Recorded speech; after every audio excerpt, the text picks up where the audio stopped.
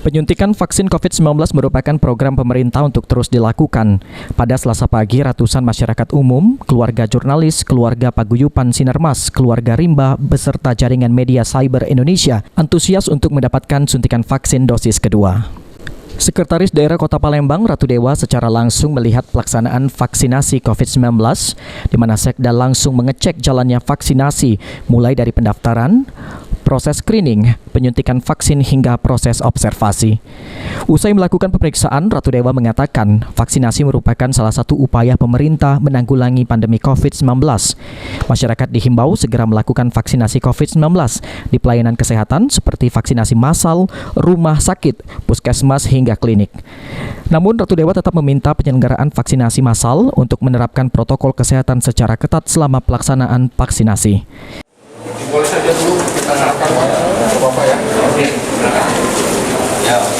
Izin Pak, 1, 2. Oke Pak. JMSI, Jaringan Media Cyber Indonesia, dengan paguyupan Sinarmas itu melaksanakan vaksin yang kedua, Pak Bus ya? Vaksin yang kedua. Memang kita akui bahwa vaksin pertama itu di angka 46% menurut data dari Dinas Kesehatan. Vaksin yang kedua memang di angka 22,6%. Artinya terjadi sedikit gap jomplang di sana.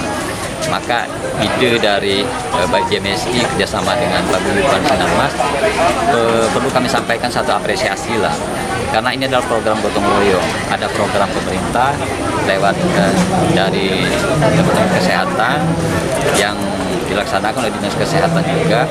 Untuk itu ini perlu kita apresiasi. Semoga donasi. Dalam vaksinasi massal ini, Dinas Kesehatan menyiapkan 11.800 vial dosis vaksin COVID-19 dan optimis vaksin habis karena warga sangat antusias mendapatkan vaksin.